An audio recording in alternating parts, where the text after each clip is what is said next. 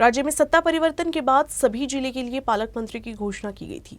बुल्ढाना जिले को भी करीब 9 महीने पहले नए पालक मंत्री मिले थे, लेकिन बुल्ढाना के पालक मंत्री गुलाबराव पाटिल ने जिले का दौरा तक नहीं किया। यहाँ किसान प्रकृति की मार के आगे हताश हो गए हैं, लेकिन पालक मंत्री को किसानों की सूद तक लेने का वक्त नहीं है।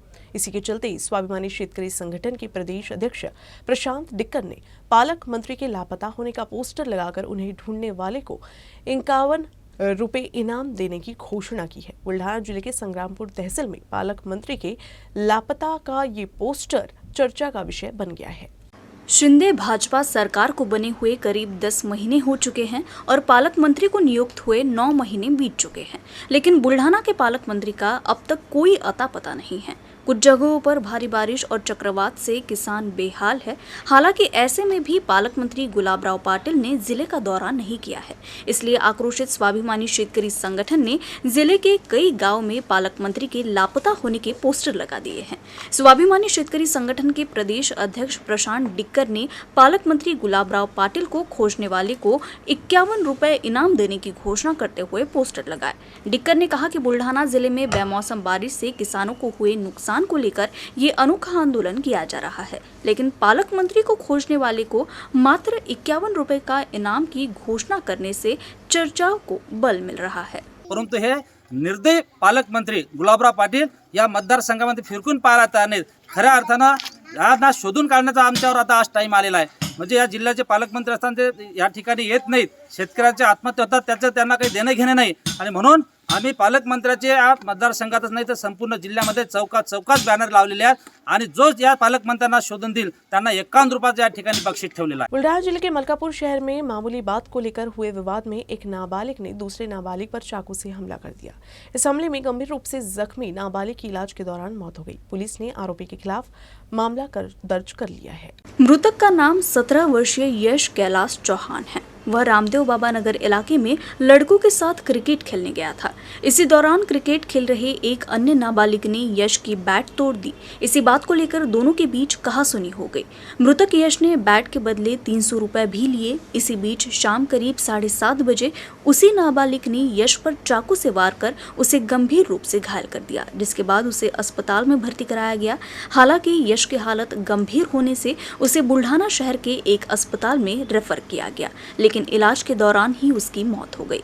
पुलिस ने नाबालिग के खिलाफ मामला दर्ज कर उसे हिरासत में लिया है और आगे की कार्रवाई कर रही है। बुल्ढाना जिले के पुलिस अधीक्षक सारंग आव्हाड की पदोन्नति हो गई है।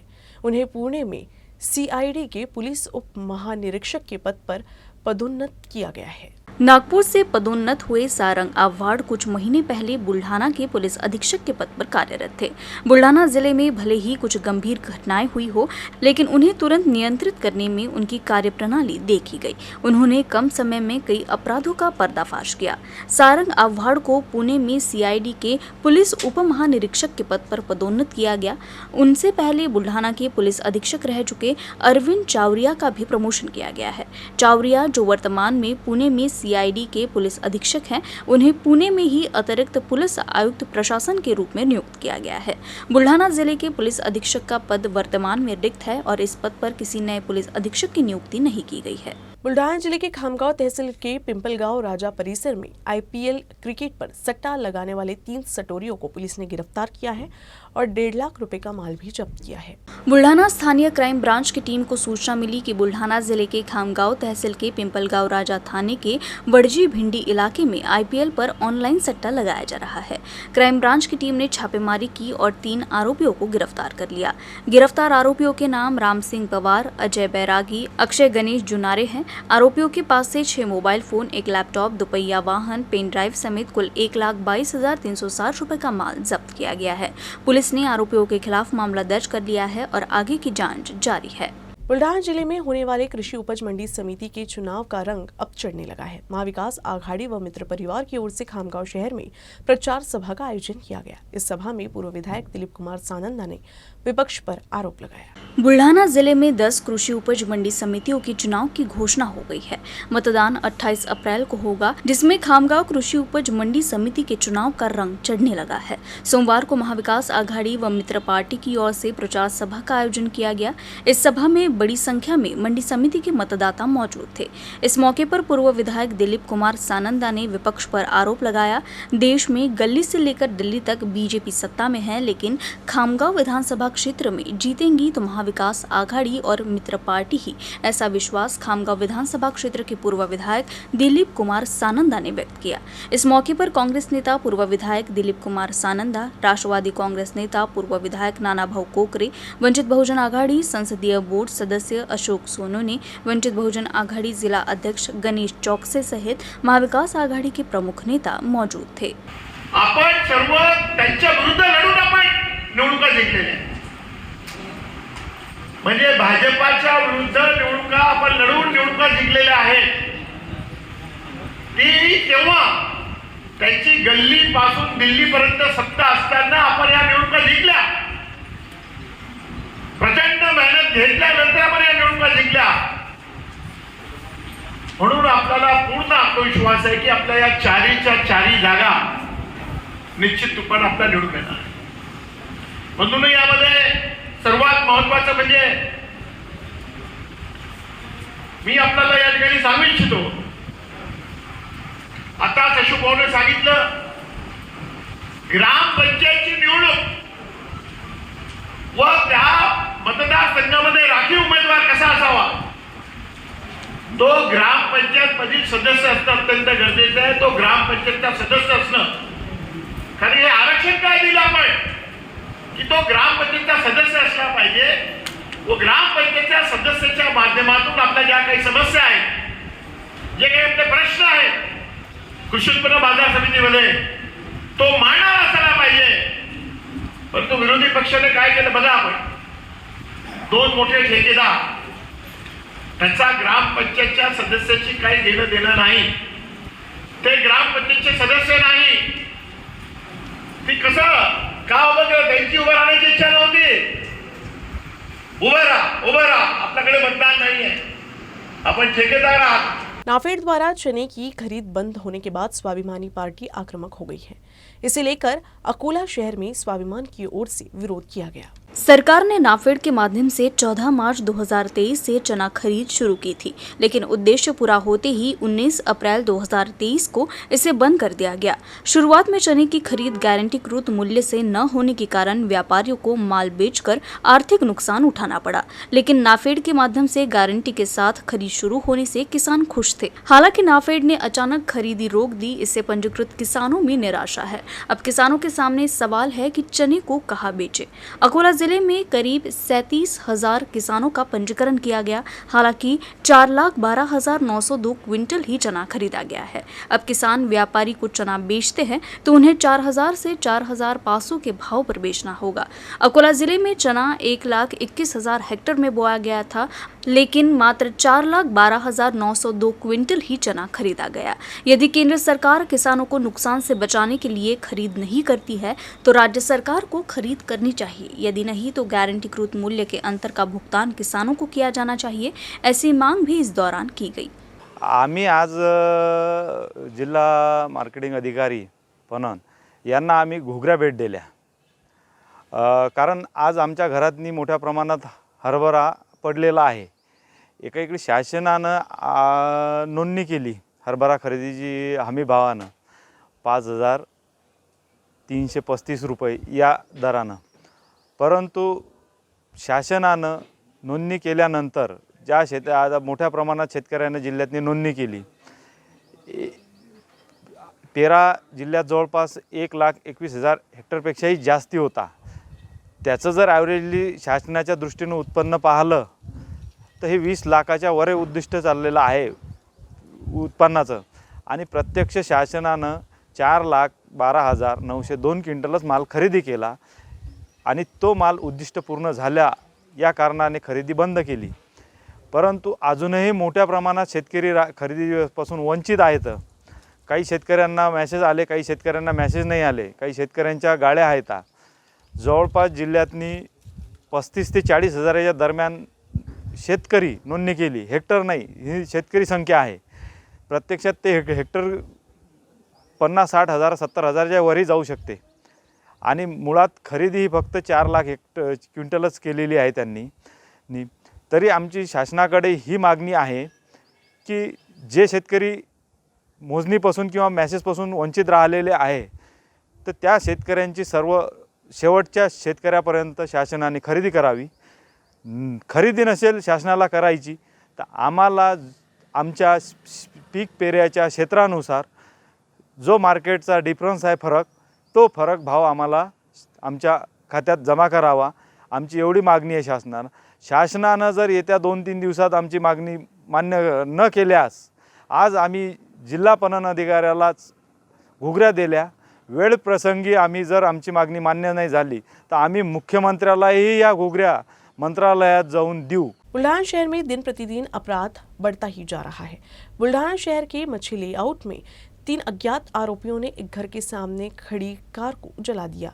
ये घटना सीसीटीवी कैमरे में कैद हो गई है. बुल्ढाना शहर के मच्छी लेआउट इलाके में बाघ अस्पताल के सामने खड़ी एक कार को पेट्रोल डालकर आग लगा दी गई. इस घटना से परिसर में हड़कंप मच गया. घटना सीसीटीवी कैमरे में कैद हो गई, जिसके आधार पर 3 अज्ञात अपराधियों के खिलाफ मामला दर्ज कर लिया गया है. सुनील डोंगरे ने कुछ दिन पहले एक कार खरीदी थी. कार उनके घर के सामने ही खड़ी थी. इसी बीच रात करीब 2 बजे 3 अज्ञात आरोपियों ने कार पर पेट्रोल डालकर आग लगा दी. ये घटना सीसीटीवी कैमरे में कैद हो गई है. घटना की जानकारी पुलिस को दी गई. पुलिस ने मामले में 3 अज्ञात आरोपियों के खिलाफ मामला दर्ज कर लिया है और आगे की कार्रवाई कर रही है.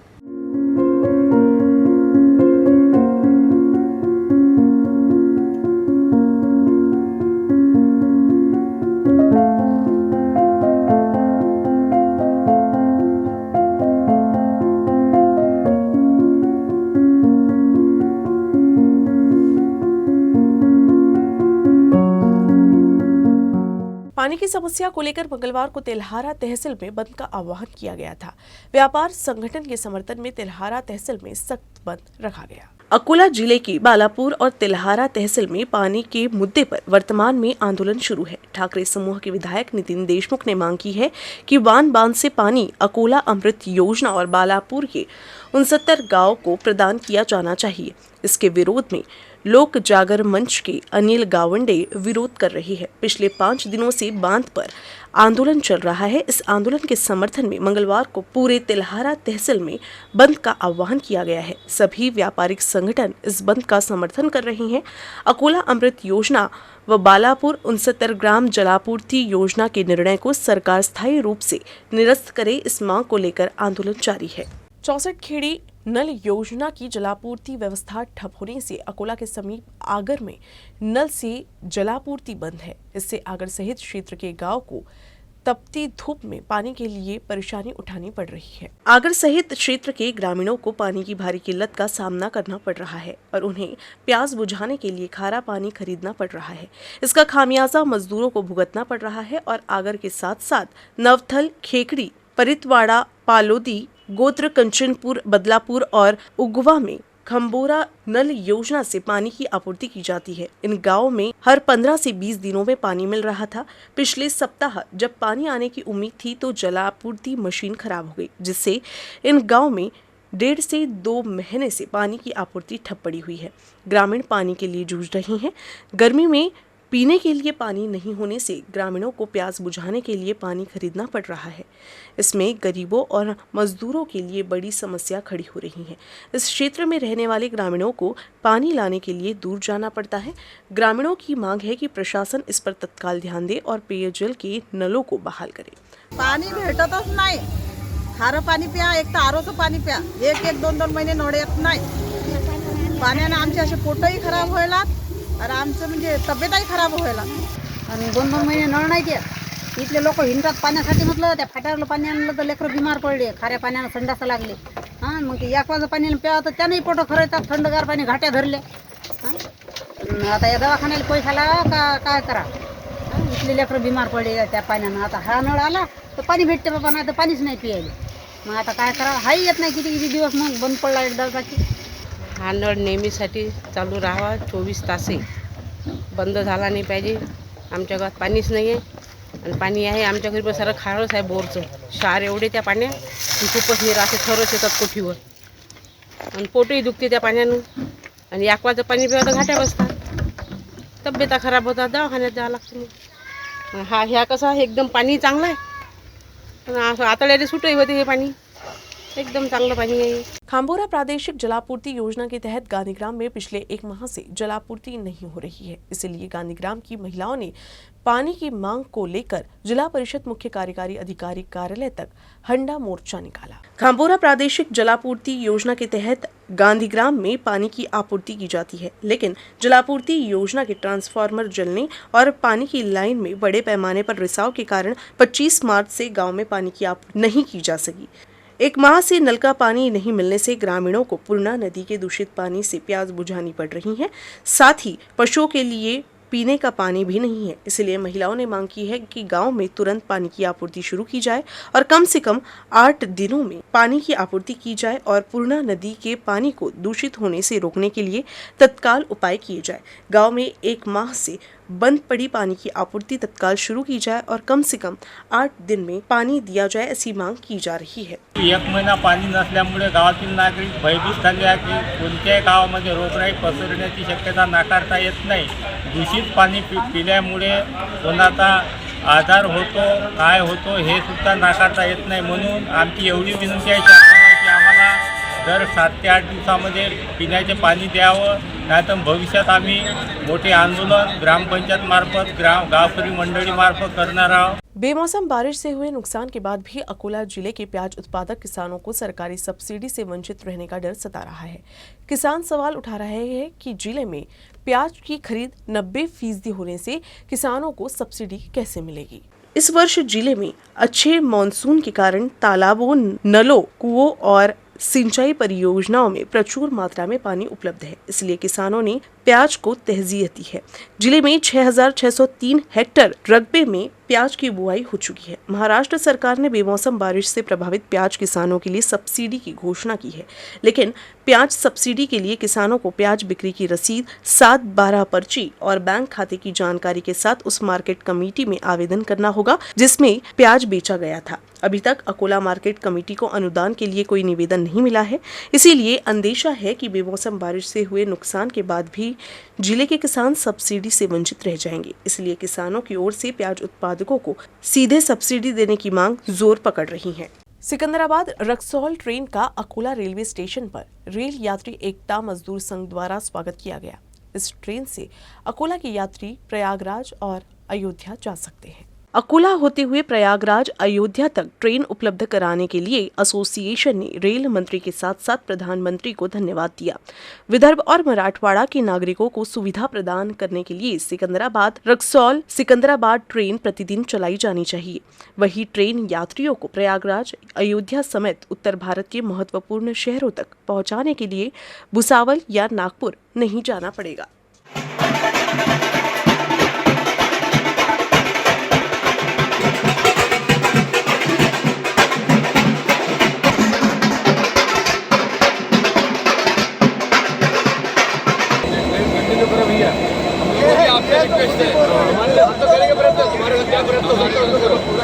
हमारी अपेक्षा इधर इधर इधर इधर 1 मिनट ओ भाई।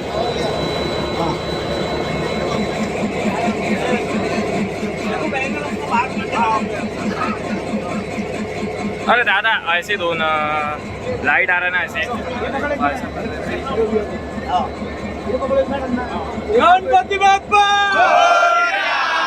राजेश्वर महाराज की न्यूज रूम से बस इतना ही। खबरों का सिलसिला यूं ही चलता रहेगा। अब देखते रहिएगा यूसीएन न्यूज अकोला।